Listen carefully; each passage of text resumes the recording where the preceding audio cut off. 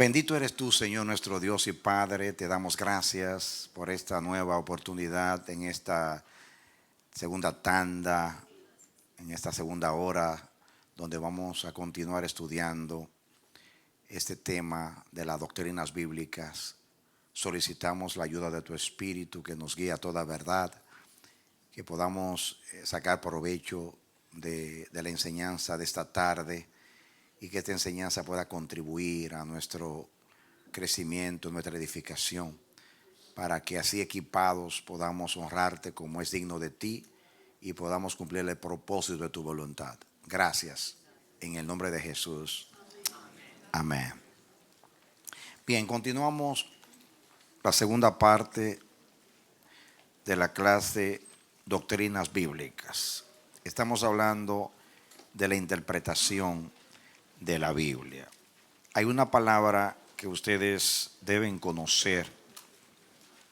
La voy a escribir aquí.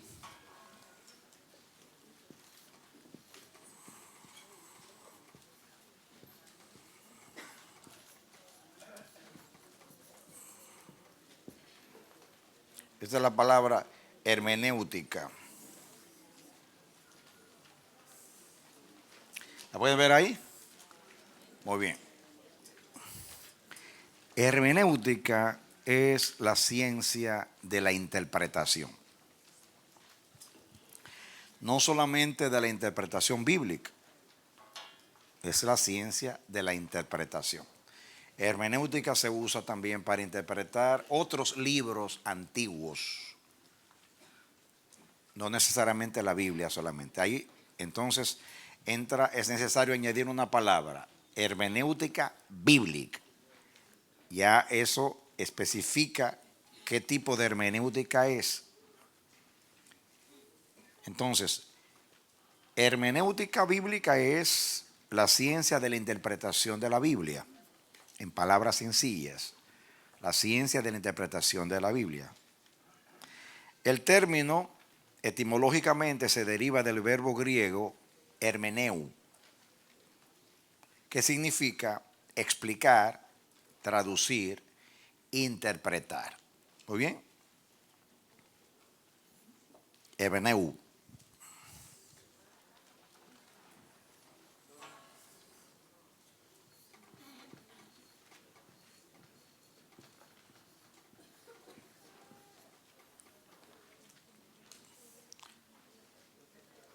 No sé por qué apareció esto aquí abajo, que ahora no se puede borrar. Pues ustedes pueden, no, sí, tengo que borrarlo todo para borrar esto. De ahí viene la palabra hermenéutica, del verbo hermeneu.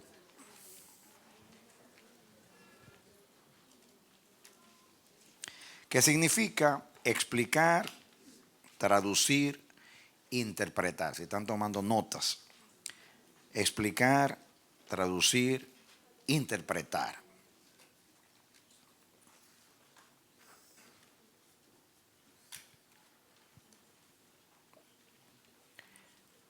Por su raíz, Herme ha sido relacionada con Hermes, el dios griego, el mitológico heraldo de los dioses, a quien se atribuía la invención de los medios más elementales de comunicación, en particular el lenguaje y la escritura. La Biblia habla de Hermes, el dios Hermes.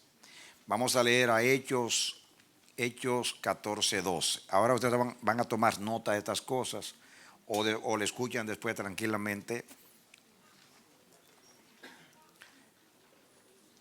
Dice aquí, y a Bernabé llamaban Júpiter y a Pablo Mercurio, porque este era el que llevaba la palabra. Júpiter y Mercurio es el nombre que los romanos dieron a Zeus y a Hermes. En realidad, Júpiter es Zeus, que es el dios principal de Grecia, del Olimpo. Júpiter es Zeus. Mercurio es Hermes, que se cree que de ahí viene la palabra hermenéutica. Ahora, Yo no sé qué vieron en Bernabé, pero Bernabé lo consideraron. ¿O se recuerdan ustedes que ellos hicieron un milagro allí y todos vinieron a adorarlo a ellos? ¿O tengo que leer el contexto? Okay. Ellos hicieron un milagro y entonces vinieron a darle culto a ellos dos. Ellos tuvieron que tirarse sobre la multitud y vinieron ahí, quemaron todas sus cosas y vinieron a adorarlos. Y ellos tuvieron que lanzarse sobre la multitud. Un ejemplo de nosotros, así, cuando los hombres nos quieran halagar, tenemos que lanzarnos. No, no me adore a mí, adora a Dios. Somos hombres como ustedes. Pero fíjense que a Bernabé le llamaban Júpiter, o sea, Zeus. Lo vieron mayor que a Pablo.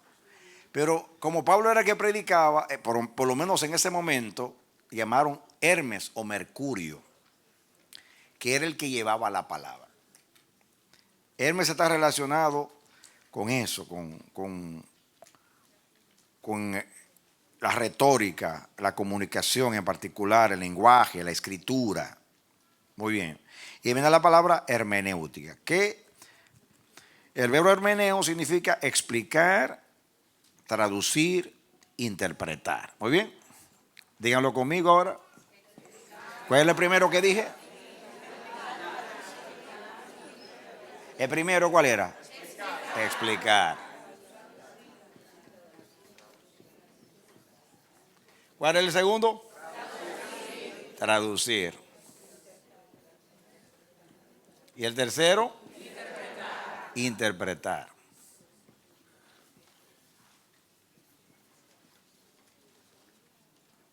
Muy bien. Ahí viene la palabra hermenéutica. Todo estudiante de la Biblia debe conocer esa palabra, que es y lo que significa. Es la ciencia de la interpretación.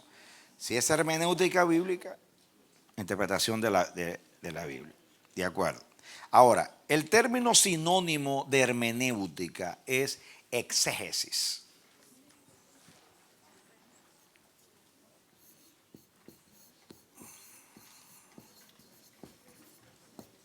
Exégesis, esa es una S. Muy importante esta palabra. Exégesis. Van a escuchar mucho cuando lean libros con relación a la Biblia, interpretación, hermenéutica y exégesis. Muy bien.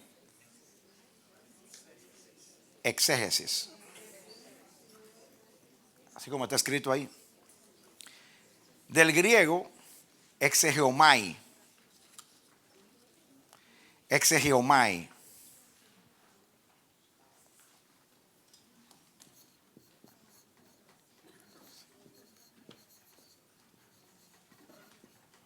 ¿Lo ven ahí? Exegeomai. Exegeomai. ¿De acuerdo? Significa explicar, exponer, interpretar. ¿Qué significa otra vez? No me cabe ahí para escribirlo. Ya saben. Escríbanlo ustedes para explicar, exponer, interpretar. Es un sinónimo más o menos, pero hay una diferencia en la práctica. En el mundo grecorromano se aplicaba a las experiencias religiosas, particularmente a la interpretación de oráculos o sueños. Se usaba religiosamente para interpretación de oráculos o sueños. Los paganos lo usaban eso. Actualmente se usa para expresar la práctica de la interpretación del texto. Mientras que la hermenéutica determina los principios y reglas que deben regir la exégesis. En otras palabras, la diferencia es que la hermenéutica estudia los principios y reglas para la interpretación.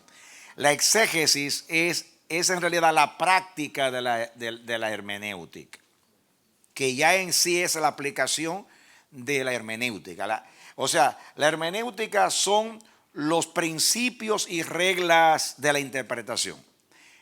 Exégesis, entonces, es la aplicación de esos principios en la interpretación de la Biblia. En otras palabras, que hace una exégesis de cualquier pasaje de la Biblia, toma las reglas y los principios de la hermenéutica y los aplica en la práctica de la interpretación. ¿Me pueden ver la diferencia? ¿O bien? En otras palabras, la hermenéutica es la ciencia de la interpretación. Exégesis es la práctica de la interpretación. Por ejemplo, se considera a Calvino el exégeta más grande de la historia del cristianismo.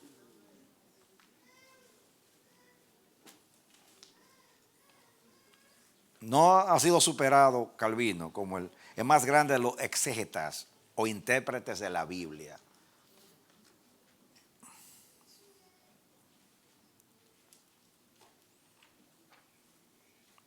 Muy bien.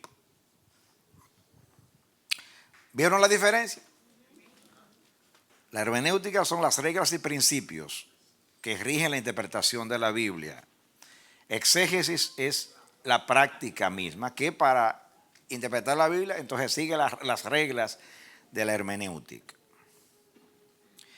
Aplicada al campo de la teología cristiana, la hermenéutica tiene por objeto fijar los principios y normas que han de aplicarse en la interpretación de los libros de la Biblia. Las mejores ilustraciones del concepto de hermenéutica, así como de su práctica, que viene siendo la exégesis, las hallamos en la Biblia misma. En los días del Antiguo Testamento sobresale la labor de Esdras, el sacerdote judío que públicamente leía al pueblo, citando en el libro de la ley de Dios, aclarando e interpretando el sentido para que comprendiera la lectura. Vamos a leer a Nehemías 8:8.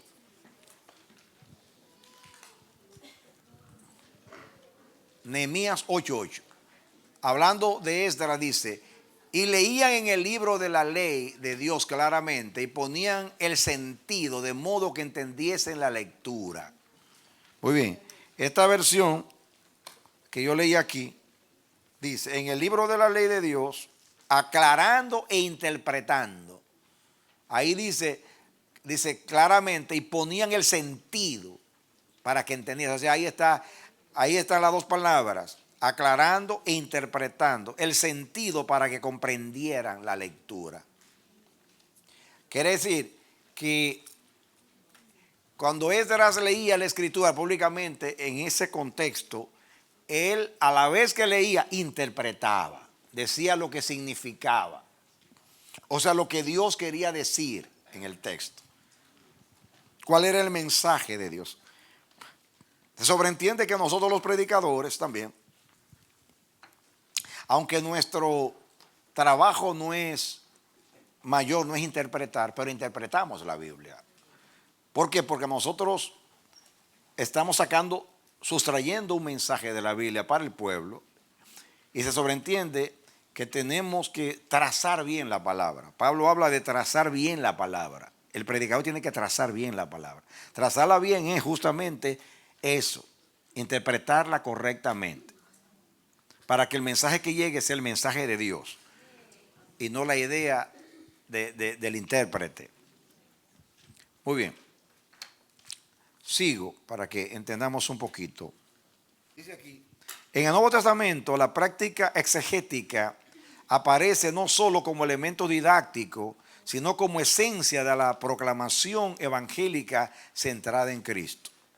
Es de notar el interés con que una y otra vez los escritores tratan de aclarar los términos y expresiones que pudieran resultar de difícil comprensión para sus lectores.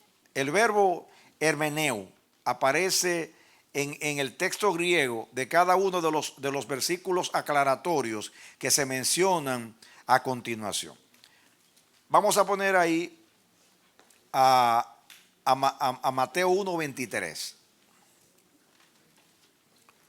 Dice, he aquí una virgen concebirá y dará a luz un hijo y llamará su nombre Emmanuel, que traducido ahí es interpretado, ahí usa la palabra hermeneo, que interpretado es Dios con nosotros. Ahí traduce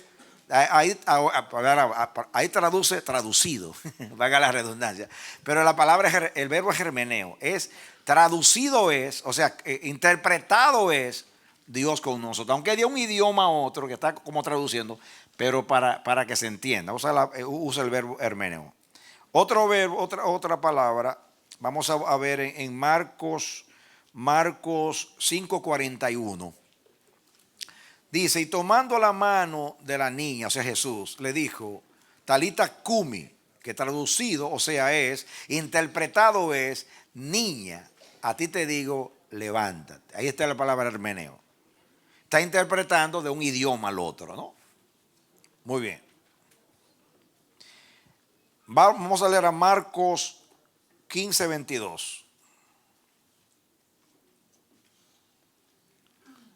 Dice, y le llevaron a un lugar llamado Gólgota, que traducido, o sea, interpretado es lugar de la calavera. Juan 1:38. Y volviéndose Jesús y viendo la que seguían, les dijo, ¿qué buscáis? Ellos dijeron, rabí, que traducido, si interpretado es maestro. ¿Dónde moras? Aún podrían añadirse otros ejemplos, por ejemplo, Hechos 4:36. Entonces José, a quien los apóstoles pusieron por sobrenombre Bernabé, que interpretado es hijo de consolación. Pero mucho más notable es la labor exegética de Jesús mismo, tanto en lo que concernía a la ley mosaica, a cuya interpretación aporta una dimensión mucho más profunda que la de los rabinos.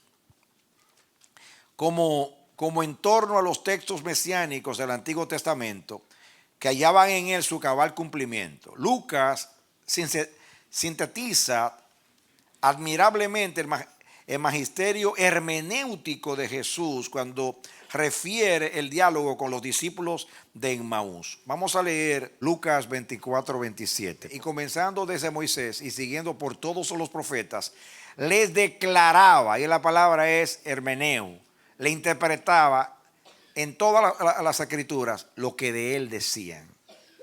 O sea, el que iba camino en Emmaús, mientras le citaba a la ley, los profetas, los salmos, mirando por todas las escrituras que Jesús era el Cristo, él iba interpretando. Porque naturalmente los textos del Antiguo Testamento no dicen Jesús. Usted tiene que aplicarlo. Todos los textos llamados mesiánicos son interpretativos. Por ejemplo, dice Mateo dice, cuando Herodes perseguía al niño Jesús, dice que José tuvo un sueño, que Dios le decía que se fuera a Egipto. Y dice que salió José con María para Egipto y el niño, dice, para que se cumpliese la palabra del profeta cuando dijo, de Egipto llamé a mi hijo. Eso lo dice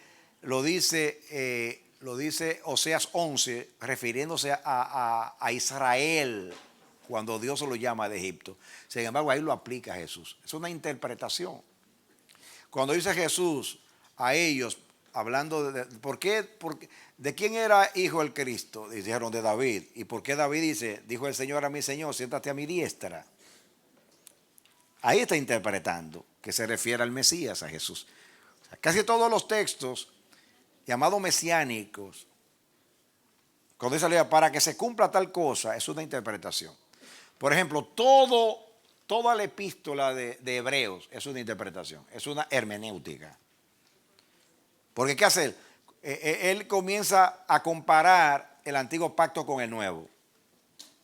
Y usa todos los textos del Antiguo Testamento y lo aplica a Cristo. Eso es una interpretación. Eso es una exégesis.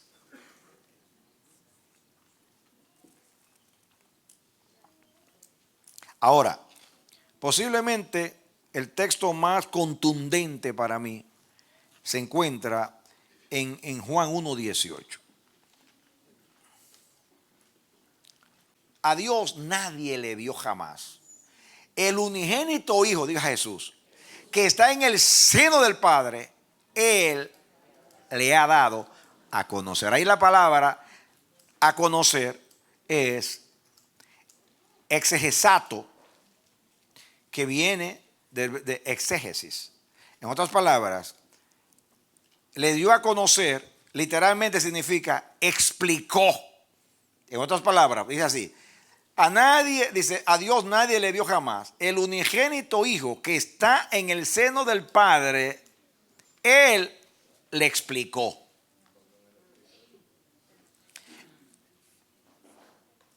Exagesato.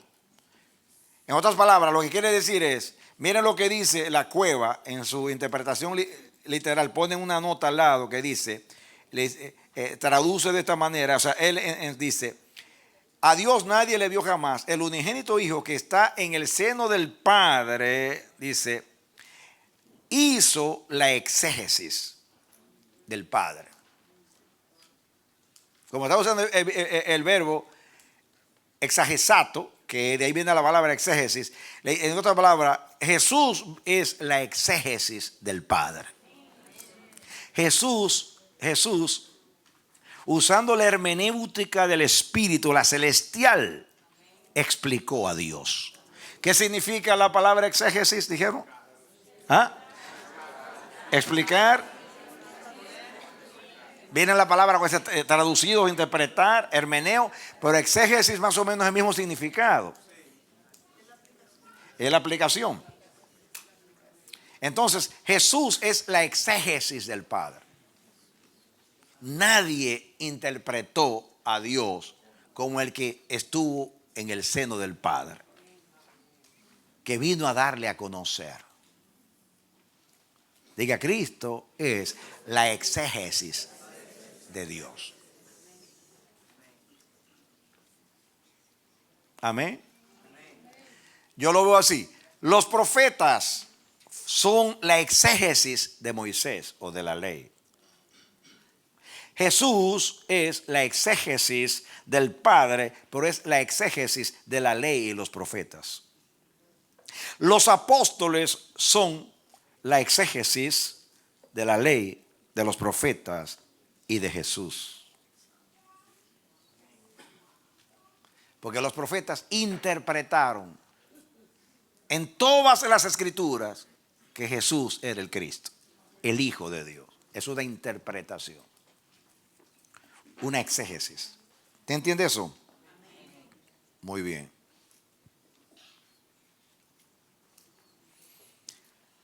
Este último texto es de importancia capital. En el fondo, la hermenéutica bíblica no trata meramente de la interpretación de los textos sagrados.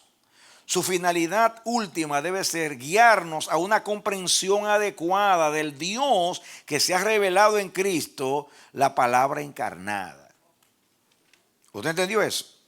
Toda interpretación debe guiarnos a la comprensión de Dios. Por eso, su objetivo no puede limitarse a la interpretación de unos escritos, que es lo que sucede hoy. Se concentran en las letras, sino a dónde nos llevan las letras. La hermenéutica ha de ser el instrumento que allana el camino para el encuentro del hombre con Dios. Los apóstoles y los colaboradores, siguiendo la línea de su maestro, realizaron una amplia labor interpretativa del Antiguo Testamento. Aparte de numerosas citas veterotestamentarias, hay porciones fundamentales del Nuevo Testamento que constituyen una interpretación del Antiguo. Por ejemplo de ellos es la carta a los Hebreos, como mencioné. Pero siempre la interpretación y la exposición se llevan a cabo con una gran preocupación evangelística y pastoral. Su afán primordial no es tanto, entre paréntesis, hacer exégesis de la Escritura, como llevar al lector a una asimilación personal, práctica, con todas sus implicaciones de los grandes hechos y verdades de la revelación de Dios culminada en Jesucristo. Si bien exégesis y asimilación son inseparables. Hay que asimilar. A final de cuentas, toda el dedo de la Escritura señala a Cristo. Él es el camino. Él es la verdad. Él es la vida. Este es el Cordero de Dios que quita el pecado del mundo. Los apóstoles en ningún otro hay salvación. Señalan a Cristo. Amén. De hecho, esa es la misma palabra que usa Juan cuando dice que Cristo es a este señaló el Padre, dice Juan. La palabra que se original es lo señaló. Usa la palabra lo señaló. O sea, el que tiene un sello. A este fue que el Padre selló, le puso el sello para que lo identifique. Juan usa esa palabra. Aquel al que el Padre señaló. Hablando del Hijo, aquel a quien el Padre señaló, o sea, le puso el sello para que lo identifiquen como el Hijo de Dios. Toda interpretación de la Biblia debe llevar a Jesús, al Padre. Toda interpretación. Una interpretación, como hacen los teólogos, fría, como el monte de Gilboa, que solamente las letras interpretadas. A veces es asombrosa la erudición de algunos teólogos. ¿Qué erudición tienen para explicar la Biblia? Pero usted lee eso y lo que le queda es solamente la información, no le queda espíritu, porque no tienen espíritu. Nadie puede dar lo que no tiene. Amén.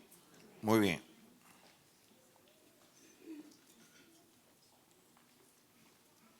Hay otros textos aquí que yo tenía, yo puse acá, que esta palabra se traduce también, contaban, pero eso no viene al caso ahora.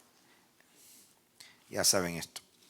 Muy bien, vamos a continuar un poquito. Quiero hablar un poquito de la interpretación, o sea, diríamos de los principios hermenéuticos que mencionamos aquí. Ustedes saben que, vamos a leer. Hay elementos que son muy importantes para la interpretación de la palabra. Primeramente es el idioma. Principio contextual, y es que la Biblia debe ser interpretada en su contexto. Está el contexto gramatical o el contexto literario, que son las palabras, los textos que están antes y después, y quizás los que están un poquito más distantes, porque a veces hay capítulos que son 3 capítulos que narran lo mismo. Entonces tiene que estar todo el contexto desde que comienza la idea en el contexto. Entonces entran lo que se llama el principio contextual, o sea, tomar en cuenta el contexto. El contexto histórico y el contexto gramatical.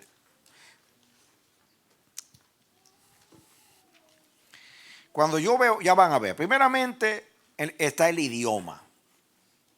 El idioma. En el principio contextual, ¿dónde entra el idioma? ¿Entra en el contexto histórico o en el contexto gramatical? Gramatical, porque tiene que ver con el idioma o literario. Muy bien. No deja también de ser histórico, porque los judíos, la Biblia fue escrita en 3 idiomas, hebreo, arameo y griego. Y eso tiene su historia, que lo hemos estudiado cuando estudiamos los idiomas semíticos y los idiomas. El griego mencionamos, pero en otro contexto. Dice aquí, el propósito de la interpretación bíblica es dejar claro el sentido y mensaje de la revelación de Dios. O sea, que interpreta, lo que está tratando es de dejar claro, definido, el mensaje de la revelación. ¿Qué quiere Dios revelar en este pasaje de la Escritura? ¿Cómo interpretamos la Biblia? Debemos comenzar por reconocer lo que algunos llaman el principio contextual.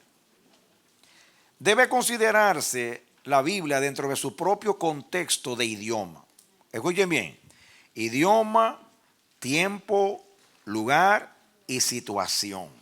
Voy a borrar aquí para eso, pero no se olviden de la palabra hermenéutica y exégesis. De explicar, traducir, interpretar. Muy bien, hay aquí, fíjense una cosa, en lo que se llama principio contextual, que ya saben que es el contexto. Muy bien. A ver.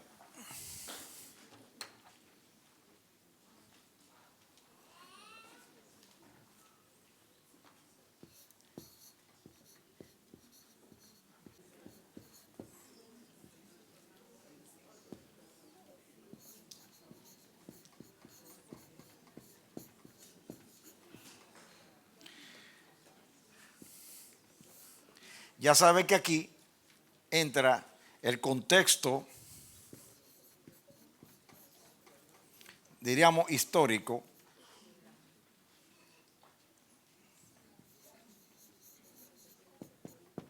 y el contexto, estoy repitiendo lo mismo, gramatical.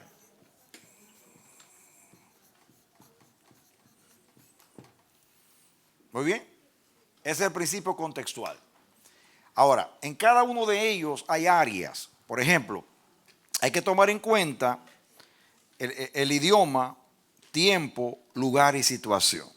Poner aquí dentro no vamos tanto a clasificarlo, vamos a poner aquí. ¿Cuál fue el primero que yo dije? El idioma. Idioma, tiempo, lugar y situación. Poner aquí. Situación. Muy bien. A ver si ustedes pueden aplicar esto. Lugar. El idioma, ¿dónde entra? En la gramática, ¿no? Y el tiempo, histórico. Y el lugar, histórico. Y la situación, histórico también. Aunque puede entrar, depende la situación de lo que se está hablando, pero aquí está hablando histórico. Muy bien, es muy importante. Después, fíjense una cosa, cuando yo mire lo que es el Señor, cuando yo le pedí al Señor dirección para saber el orden que íbamos a enseñar las clases a ustedes. Y el Señor, dame sabiduría. Y el Señor me dijo, bueno, primeramente lleva a los hermanos a la Biblia. Por eso yo tomé el Antiguo Testamento y el pastor Manolo tomó el Nuevo. Ustedes ahí tuvieron todo el contexto. En el contexto histórico, recuerdan ustedes, hablamos de tiempo, hablamos de lugar, hablamos de situación y hablamos del idioma también. Hablamos de idiomas semíticos, el asunto, porque no deja de entrar en el contexto histórico también, aunque es gramatical, no deja de entrar, ¿no? Entra en un sentido, ¿no? Entonces, ahora estamos tratando, ya ustedes tienen un panorama de toda la Biblia, desde el Génesis hasta el Apocalipsis, tienen un panorama en las dos clases anteriores. Ahora, ¿qué estoy haciendo? En las doctrinas bíblicas, las doctrinas son interpretaciones. ¿Qué son las doctrinas? ¿Cómo deducimos? Pues, cuando se estudia la Biblia, las doctrinas están ahí. Entonces, las doctrinas son interpretaciones de la Biblia. Entonces, ustedes tienen que conocer ahora las doctrinas. Pastor Manolo está hablando de la historia de la iglesia. Después que terminemos estas 4 clases, ustedes están listos para muchas cosas, porque tienen un fundamento para interpretar. Imagínense la riqueza que ustedes adquirieron cuando estudiaron el contexto histórico del Antiguo Testamento y del Nuevo. Se aprovecharon. Espero que aprovecharon, que leyeron. No para exámenes, porque no hay exámenes, sino para aprender.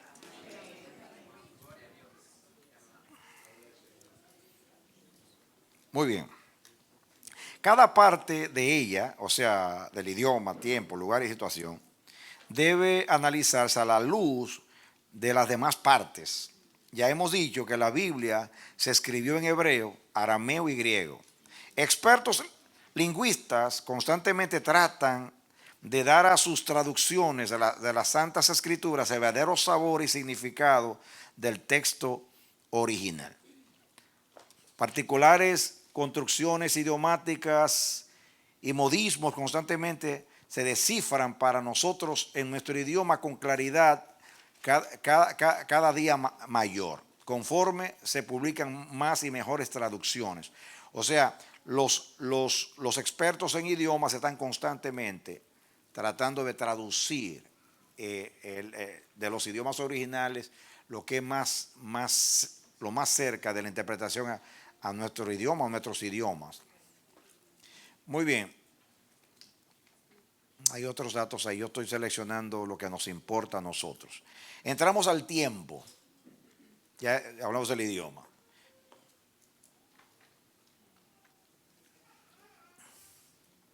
Ustedes han visto, por ejemplo, aplicando en el idioma, que nosotros los que predicamos, en el griego dice así, en el hebreo así. En el griego esta palabra tiene tal connotación. Por eso es importante las versiones bíblicas. Es importante también que quizás ustedes no... Yo tuve el privilegio de estudiar 2 años de griego y 1 de hebreo. Tengo pues nociones de gramática, otras cosas, aunque con el tiempo uno va olvidando, pero fácilmente uno recrea. Ahora hay herramientas que no teníamos en el tiempo cuando yo me formé, ¿no? Ahora tenemos diccionarios bíblicos. Aquellos tiempos teníamos diccionarios, pero los diccionarios que yo estudié eran diccionarios que más bien eran académicos. Académicos, por ejemplo, yo tengo diccionarios allá que toman un verbo y de dónde viene el verbo y toda la historia del verbo. Esa era la gramática que yo tomaba y los exámenes eran terribles el asunto. Porque es analizando el verbo, los casos sedativos, es acusativo, ¿qué significa eso? Complicándose uno la vida. Bueno, los que son expertos se deleitan en eso. Bueno, el asunto es que ahora hay herramientas, muchas herramientas. En el internet hay libros para que ustedes puedan ver el original. Hay también como la cueva que traduce el literal de un idioma al otro, te ven el equivalente de cada palabra en la parte de abajo y pueden tener nociones. También hay libros de gramáticas en griego y en hebreo que usted puede aprender, por lo menos a transcribir. Usted puede aprenderse las vocales, por ejemplo, las consonantes, las letras hebreas y las vocales, y usted puede leer hebreo, igual que el griego no tiene nada difícil, se parece mucho a castellano, simplemente que usted tiene que aprenderse las letras y las vocales para, a ver, ¿me entiende? Yo le puedo leer griego a ustedes como español, leérselo así, claro, no voy a decir que todo lo que leo lo entiendo, pero yo tomé griego y en el tiempo, nosotros por ejemplo teníamos que, en la clase de griego eran 3 veces por semana y habíamos que aprender 50 palabras en cada clase.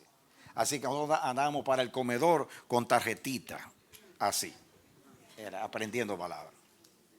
Feos Dios, jamartía, pecado, y ahí se seguíamos, ¿no? Zoet vida, y pasando ahí. Llegó un momento que salió un montón de palabras. Esto es relacionado con las palabras griegas, tengo que leerlo y yo sé. Y si me hubiera seguido estudiando, porque uno refresca, uno aprende ya lo básico, uno sigue, ¿no? Pero hay herramientas para ustedes, y es muy importante también.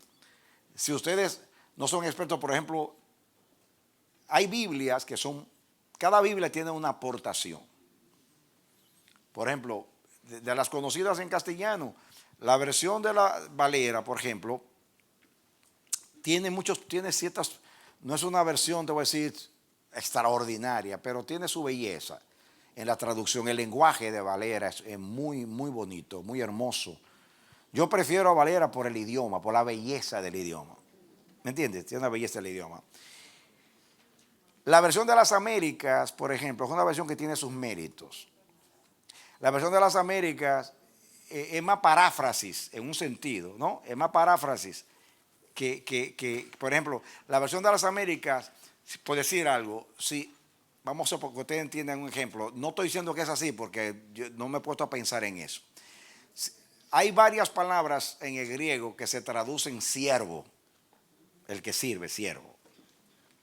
Hay una de ellas que es remero, el que rema, ¿no? La versión, por ejemplo, la versión de las Américas, en vez de decir ciero, dice remero. Está tratando de seducir la idea de esa palabra. Yo no estoy diciendo que así hace con remero, no, yo no sé si así traduce remero. Le estoy poniendo un ejemplo nada más. La Valera va directamente, siervo, la traducción. Ellos dicen qué tipo de siervo. Pero a no decir siervo y dice remero, usted pierde la idea de siervo. Entonces, cada versión tiene su belleza. Por eso es bueno tener varias versiones y comparar para entender. A veces yo he estado aquí buscando una palabra, a ver qué dice el original, por ejemplo, griego o hebreo, ¿no? Pero griego especialmente.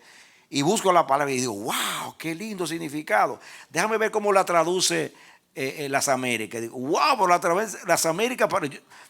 Américas traduce como está aquí. O sea, yo digo, en vez de ir al original, hubiera ido a las Américas y sé lo que era. Entonces, cada versión tiene su belleza, tiene su aportación. ¿Me entiendes? Entonces hay personas que defienden una versión, defienden la otra, pero todas tienen. La Valera, cuando comenzó, Cipriano de Valera, los dos no eran expertos en idiomas.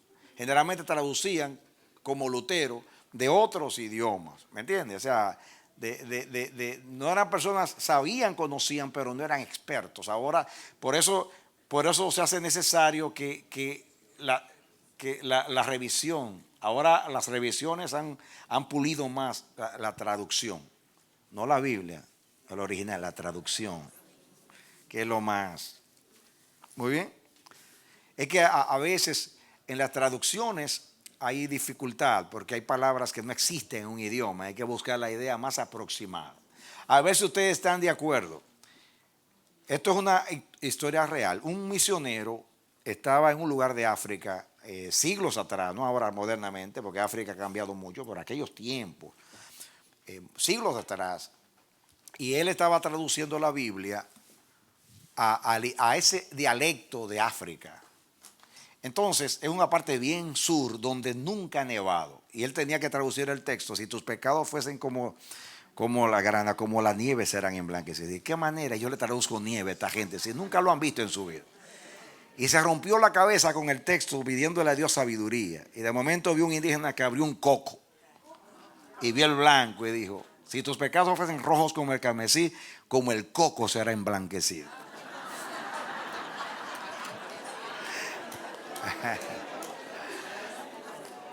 Usted diría, wow, ¿cómo alteró la Biblia? ¿Y cómo transmite la idea? Tenía que transmitir la idea.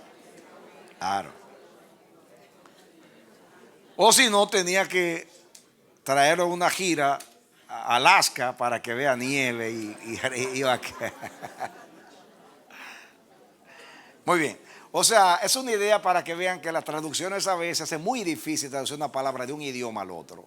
Cuando la palabra no existe, se busca una idea lo más aproximado. Muy bien, por eso es muy importante interpretar qué dice el original, porque usted no va a interpretar con el coco. Se tiene que interpretar lo que significa nieve en lo original.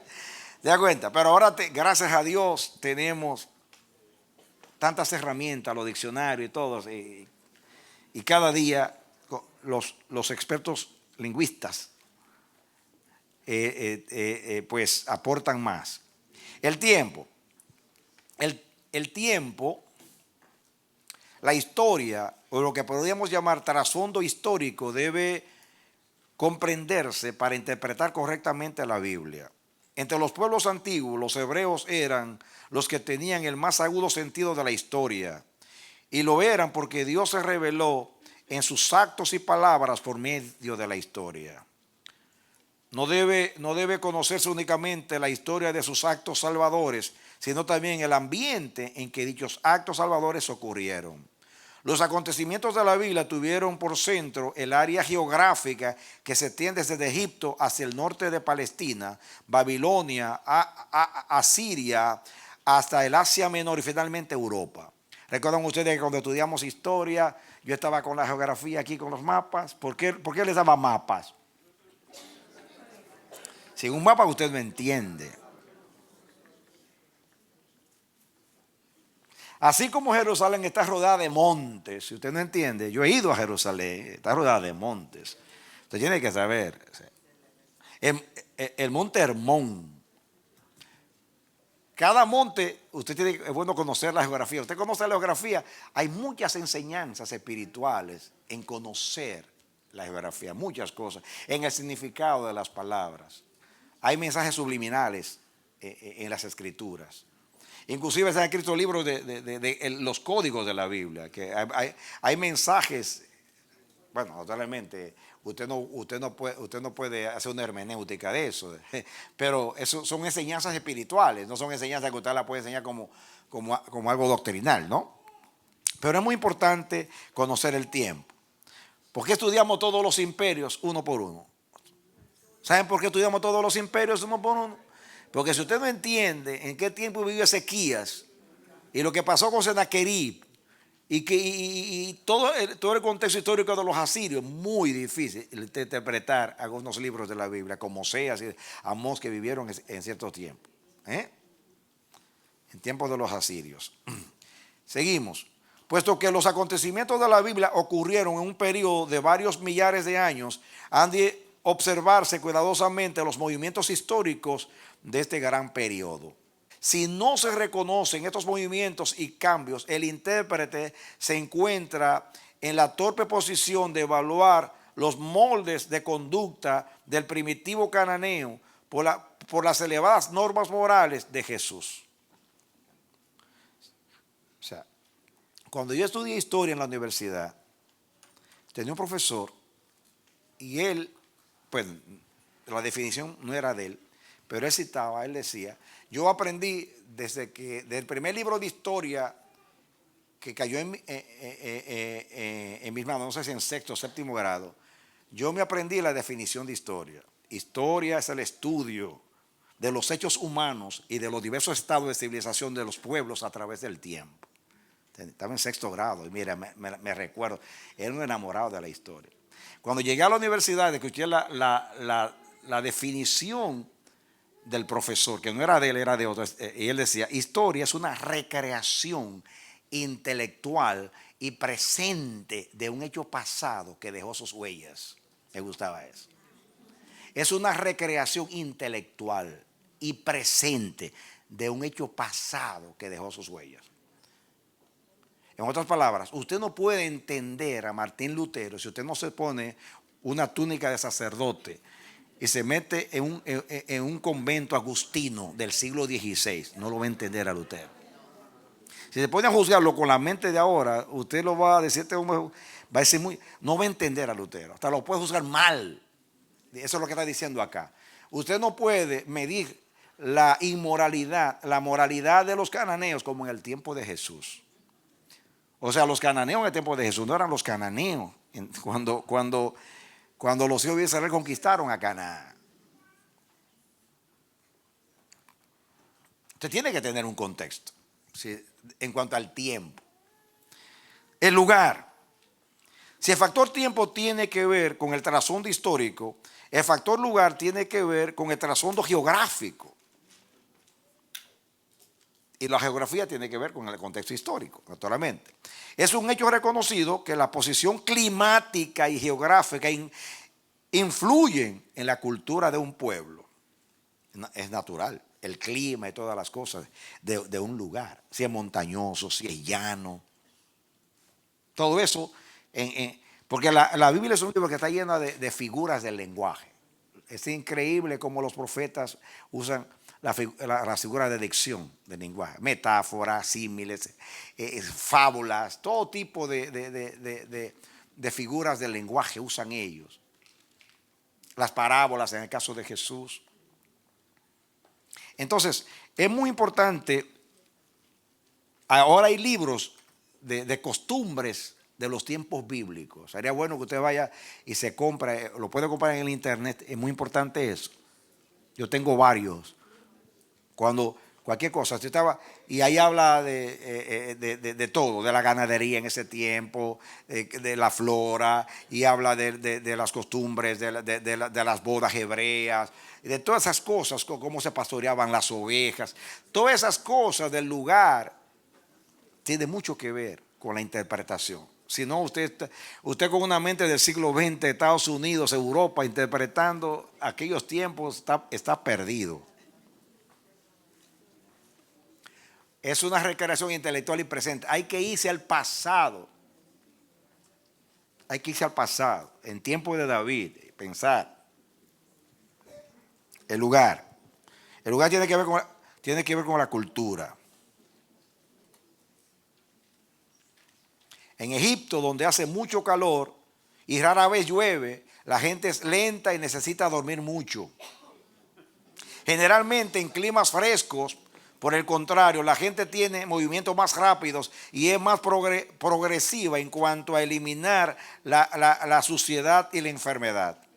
Algunas de las leyes del Pentateuco tienen definida relación con las cálidas condiciones climáticas de cercano y Medio Oriente.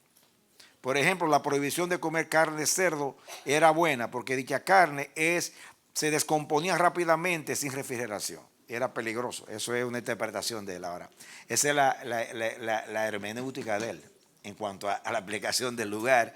Yo no me atrevería a decir eso porque no significa que eso no es verdad lo que está diciendo. Significa que posiblemente no era la idea de Dios.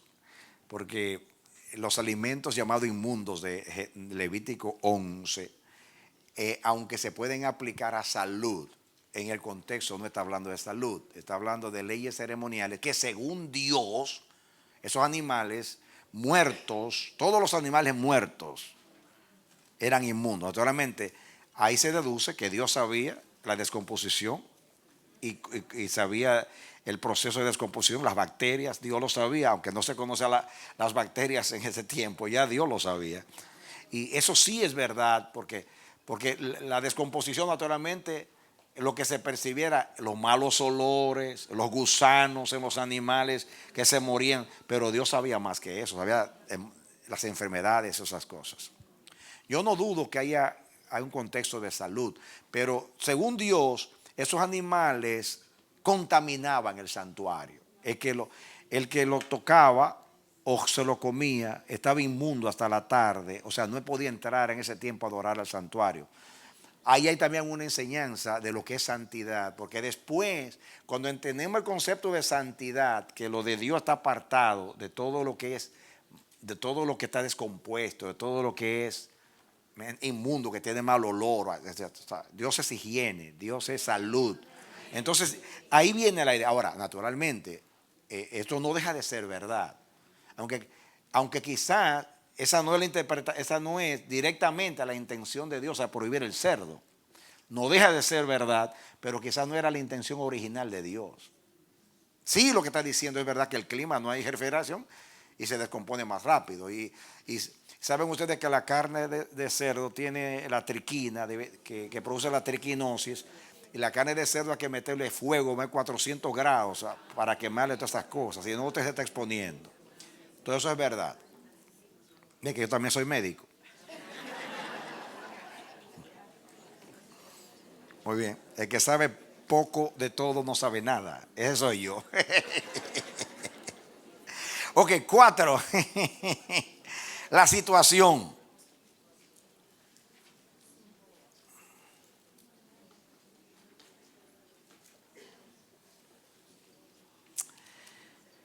¿Cuáles eran las verdaderas condiciones de la vida de los antiguos hebreos en cuanto a la situación? O de los más recientes judíos en tiempos del Nuevo Testamento. Para comprender a estos pueblos antiguos en su cotidiana, en su vida cotidiana y ponernos en su lugar, es esencial que observemos minuciosamente sus costumbres y modo de vivir. Es un hecho nuestra tendencia a formarnos imágenes, por lo tanto, nos formamos un cuadro más exacto de la Biblia si visitamos, por así decirlo, los pueblos bíblicos. Y una visita ya para entender un poquito. Afortunadamente, esto es posible mediante la abundancia de datos disponibles sobre vestido, relaciones y costumbres bíblicas. Además, los diccionarios bíblicos y los libros similares de consulta suministran ilustraciones gráficas mediante cuadros y la palabra escrita. Actualmente los eruditos obtienen muchos de sus datos del trabajo de los arqueólogos que están excavando los restos de las civilizaciones de tiempos bíblicos. Por eso yo le di el artículo de la arqueología, aunque no tiene nada que ver con esta clase. La arqueología y la Biblia, para que ustedes vean cómo los picos y las palas de los arqueólogos nos han ayudado porque han desenterrado el pasado. Y eso nos ayuda a interpretar especialmente la arqueología bíblica. 5. Ver la Biblia como un todo. Aquí menciona a G. Campbell Morgan. Dice que al anunciar el principio contextual de interpretación bíblica, insistía en que era absolutamente necesario considerar cada libro de la Biblia y hasta cada capítulo y pasaje a la luz de la Biblia entera. Eso es muy importante, viendo la Biblia como un todo. O sea, usted no puede, una cosa asombrosa de la Biblia, que es una prueba de su inspiración divina, es que un libro que fue escrito en aproximadamente 1500 años por 40 autores que la mayoría de ellos no se conocían, no se conocieron, y que todos dicen lo mismo, todos armonizan, no se contradicen. Si a veces un mismo autor se contradice con él mismo. Imagínense 40 autores en 1500 años. Solamente Dios podía durar 1500 años escribiendo un libro. Yo no podría. ¿Saben por qué, no?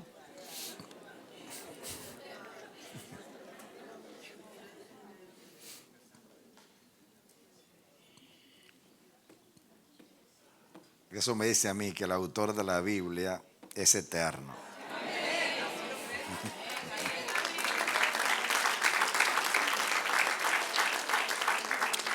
He puesto un ejemplo aquí. Dice aquí. A veces se expresa de este modo. El mejor intérprete de la Biblia es la misma Biblia. Yo siempre digo eso, la Biblia es su propio intérprete. Yo lo tengo años repitiendo eso. He aquí un ejemplo exagerado, esto es una exageración. La Biblia dice en el Salmo 14:1, no hay Dios. Dice el necio en su corazón, no hay Dios. Si yo tomo solamente, no hay Dios. Es el necio que dice eso.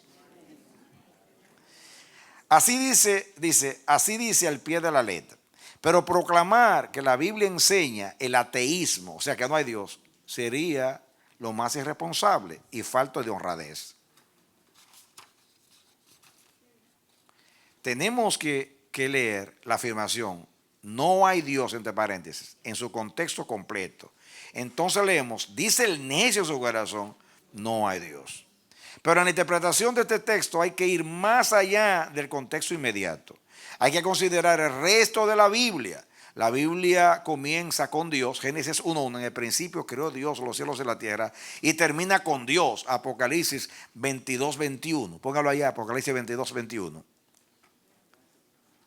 La gracia de nuestro Señor Jesucristo sea con todos vosotros. Amén. Comienza la Biblia con el Señor y termina con el Señor. Entre uno y otros extremos, casi cada línea palpita con la enseñanza de que hay un Dios viviente.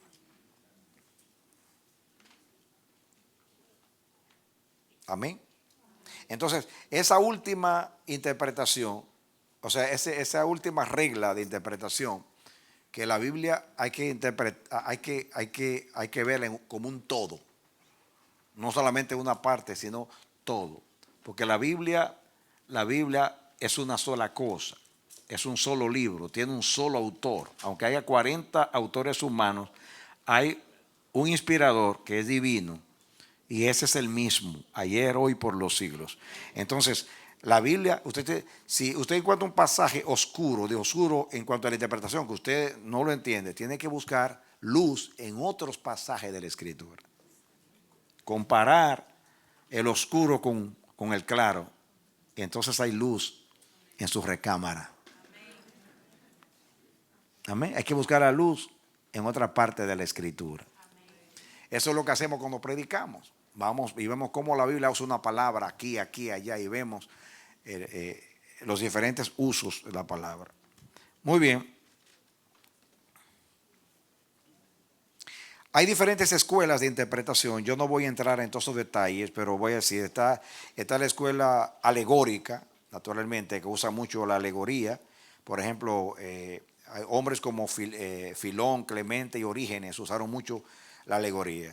La alegoría consiste en describir una sola representándola con otra. Algunos abusaron naturalmente del uso de las alegorías, pero yo no rechazo ningún método de interpretación a menos que no contradiga la Biblia pero si armoniza con las doctrinas y las otras cosas, pues no podemos limitar a la Biblia a reglas. Acuérdense que las reglas de la hermenéutica ayudan, pero en la Biblia hay más que reglas, ¿me entiendes? Hay más que métodos de interpretación. Es por el Espíritu que se interpreta la Biblia. Muy bien, la escuela legalista, que naturalmente ustedes saben que todo lo ve literal, todo es literal. Está la escuela reformada, naturalmente la escuela reformada es la exégesis histórico-gramatical, que es lo que estamos diciendo. Los reformadores eran muy cuidadosos con esas dos cosas y ha predominado en la hermenéutica evangélica de que lo más importante son esos dos contextos, tomando en cuenta, así como lo estamos estudiando. Está la escuela tipológica, que yo pertenezco a ella, ¿no? Naturalmente que la tipología ayuda. La Biblia es un libro de tipologías. Naturalmente yo no puedo inventar tipologías. Aquí el autor menciona, por ejemplo, yo puedo decir que José es una tipología de Cristo. Amén. Algunos ponen a Isaac. Eso lo dice la Biblia. Moisés, muy bien. Pero usted se puede también inventar otras cosas. O sea, yo opino de esta manera. Yo creo que toda verdad probada, que ya es una doctrina, una correcta interpretación de la Biblia puede convertirse en una doctrina. Muy bien.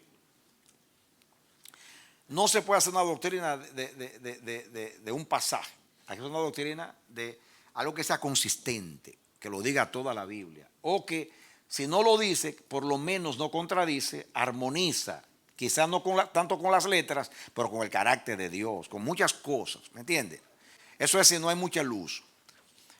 Pero si, por ejemplo, yo uso las tipologías para probar algo que ya creemos en el Nuevo Testamento. No uso la tipología para inventar una doctrina, sino para confirmar lo que ya está revelado. Que eso es lo que hacemos los predicadores. Buscamos una enseñanza, tomamos un texto y buscamos una enseñanza bíblica, pero esa enseñanza tiene que estar de acuerdo con el resto de la Escritura y con las doctrinas. Ahora, solamente usar el método de tipología ignorando el histórico y el gramatical en cuanto a las reglas de interpretación de la hermenéutica, es un desastre. Pero como una herramienta, como algo más en la interpretación, ayuda. Porque el problema con este criterio, muchos que rechazan lo alegórico y lo tipológico, es porque en su temor de que los intérpretes tomen un camino equivocado, le ponen un muro. Llega hasta aquí. Por consiguiente, en vez de decir, ten cuidado con ese método, le dicen, nunca lo uses. Cuando la Biblia está llena de tipologías. Toda la interpretación no es tipológica. Hebreos es todo tipología. Entonces ese método es incorrecto. Los apóstoles se equivocaron. ¿Me entiendes? Entonces, yo creo que todo método que usaron los apóstoles entra dentro de la hermenéutica del Espíritu. Naturalmente, yo no tengo el mismo grado de inspiración que tenían los apóstoles. Quiere decir que yo no puedo inventar una doctrina. Yo no soy canónico. Los profetas de hoy somos profetas de Dios si somos de Dios, enviados por Dios. Yo me considero un profeta de Dios. pero yo no soy canónico. Lo que dice el pastor ahí es así dice Jehová, es como la Biblia. No, no, no, no, no. La profecía en este tiempo no tiene el propósito de definir enseñanza de Dios, sino confirmar enseñanza de Dios. Los profetas, dice que los profetas se someten a los profetas. Así que si yo soy profeta hoy, yo me someto al Espíritu de Dios que está en mí, me someto a los profetas de la Biblia. Y si yo profetizo, lo que yo digo tiene que estar en armonía con lo que dijeron los demás profetas. Entonces, la tipología aporta. Inclusive, uno puede llegar a muchas revelaciones no doctrinales, no canónicas doctrinales, se puede decir así, pero sí enseñanza de Dios. Por ejemplo, en la numerología bíblica, nadie puede negar el significado de los números en la Biblia. El uso constante del 7, del 10, del 3. Negar eso es negar la Biblia. ¿Ya? La manera de interpretar de Pablo, por ejemplo. Pablo usa, y se usa como argumento aquí, hablando de la inspiración de la Biblia, se vale de una palabra en plural. Cuando habla de Cristo como la simiente de Abraham y no Isaac, dice la simiente, y no lo dice en plural, sino en singular, la simiente, la cual es Cristo. Está usando ahí un detalle, Pablo, ahí, eso es del Espíritu, porque ¿qué hermenéutica es esa? Está usando la gramática, gramatical ahí, ¿no? Está interpretando, pero ¿cómo usted aplica? De Egipto llamé a mi hijo a Jesús. Es una hermenéutica de, mira, la regla de interpretación más exacta es mirar a Cristo en toda la Escritura. Eso fue lo que hicieron los apóstoles, mirar en todo el Antiguo Testamento a Jesús como el cumplimiento de la Escritura.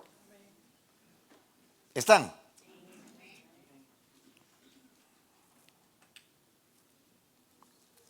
Y es muy importante.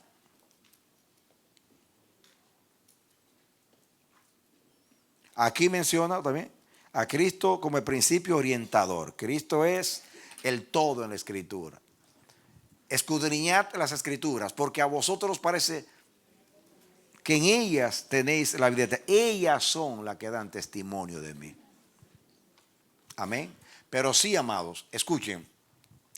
La hermenéutica,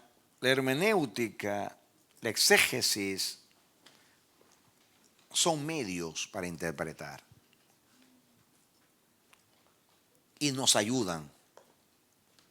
Y hay que tomar en cuenta eso, porque es una manera de ayudarnos a interpretar bien, pero también a evitar que nos desviemos de las Escrituras. Nos hace ser ortodoxos, cuidadosos en mantenernos dentro del contexto histórico que incluye, como dice ahí, el tiempo, lugar, situación, el idioma, ver gramaticalmente qué es lo que dice. No puede usted inventar cualquier cosa que le dé la gana.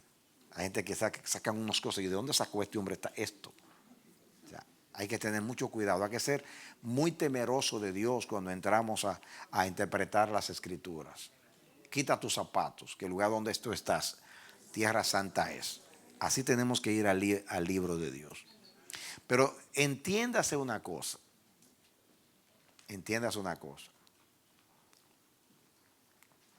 Que el Espíritu Santo es el maestro. Y el Espíritu Santo. Una cosa es la interpretación hermenéutica y otra cosa es la interpretación del Espíritu. No es que hay contradicción. Lo que quiero es que no nos limitemos a reglas y a métodos. Vayamos más allá. Porque hay cosas que usted no le puede poner una vara de medir al Espíritu. Ni le puede poner unas reglas al Espíritu. Cuando el Señor le dijo a Pedro, Pedro mata y come. Pedro fue sacudido porque hay una norma y espérate un momentito. ¿Cómo es posible que tú dijiste allá que que no coma esto, y ahora me está diciendo que me lo coma. Mata y come, Pedro. Ay, Pedro se metió en un lío terrible ahí. Pero Dios solo quería violentar para enseñar a Pedro que que los judíos a los gentiles los trataban como animales inmundos. Cuando fue a casa de Cornelio, Dios le aclaró que no llame tú inmundo a lo que yo limpié. Que más bien ahí no está hablando de los alimentos, está hablando de los gentiles. Lo que pasa es que usó los alimentos para sacudir a Pedro. Claro, comer en una visión no era comer en la realidad. ¿Me entiendes? O sea, con otras palabras quiero decir que aunque más adelante la iglesia interpretó que todos los alimentos estaban limpios, los judíos siguen creyendo en su hermenéutica que eso está vigente para ellos. Pero cuando Dios prohíbe algo, como dice Pablo, todo me es lícito, pero no todo conviene. Puede ser que yo diga, comer cerdo me es lícito, pero no conviene. Está probado muchas cosas de riesgo que, como decía yo cuando no comía cerdo, yo no sé cuál es más cerdo, si el cerdo por ser cerdo o el que se come el cerdo. Eso lo inventé yo para persuadir a la gente a no comer cerdo. Cuando yo no como cerdo, pero no por nada religioso, sino porque a mí me cae muy mal en mi estómago. El jamón no, porque jamón es cerdo pero con sal, procesado. Procesado, esa es mi hermenéutica.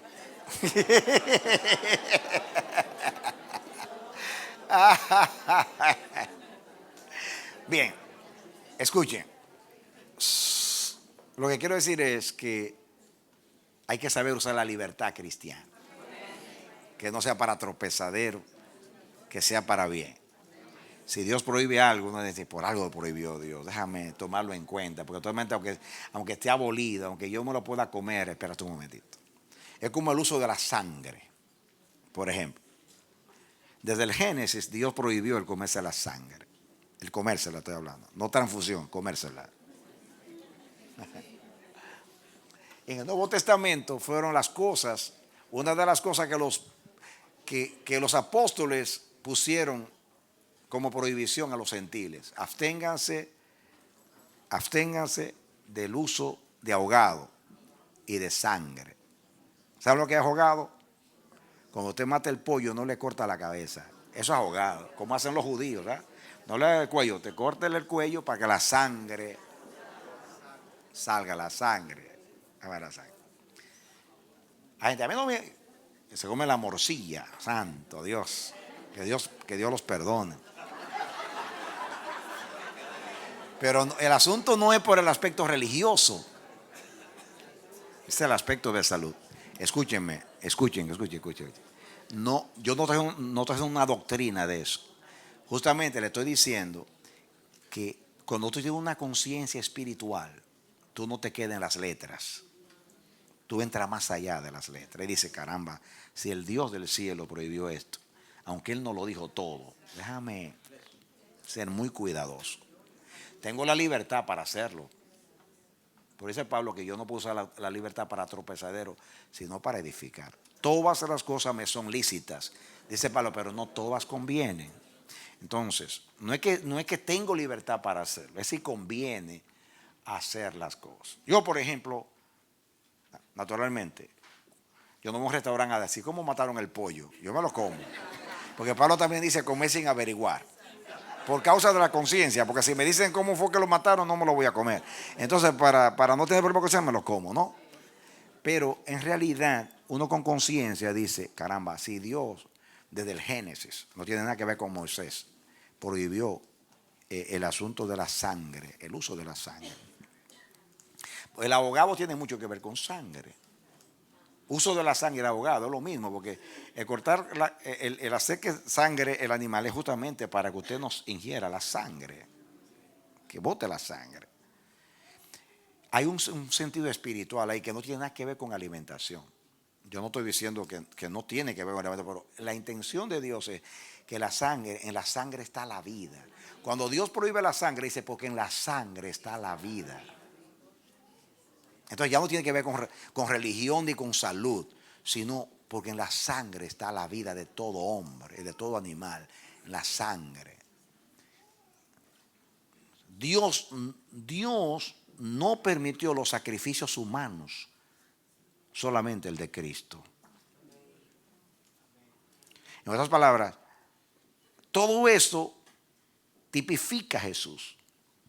En otras palabras, en la sangre está la vida. Yo la voy a derramar en la vida de mi hijo, la sangre, que es la vida de mi hijo en la cruz del Calvario. La sangre es un tipo de la vida. Entonces yo siempre voy a respetar eso. No importa en el testamento que estemos. Siempre por mi conciencia voy a decir, no, esto es así. Lo estoy metiendo en problemas. Le estoy diciendo que el intérprete de la Biblia no se limita. No estoy diciendo que ignora las reglas. Estoy diciendo que va más allá de las reglas. Va al espíritu de la palabra.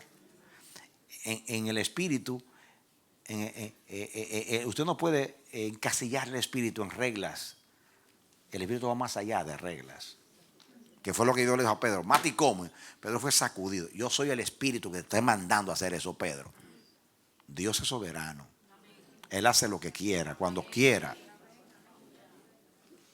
Perdonen que estoy yendo más allá, sin restarle a esto, porque esto es importante para ponernos linderos, para que no caigamos en vicios y falsas doctrinas y falsas interpretaciones. Nos ayuda a interpretar. Pero tienen que saber que, acuérdense que es un medio, no es un fin, es un medio.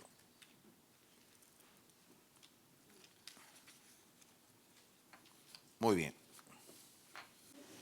Yo quiero que ustedes estudien en la próxima breve resumen de doctrinas bíblicas, donde dice la doctrina de las escrituras.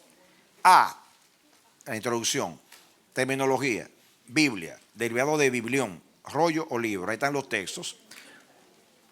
Libro,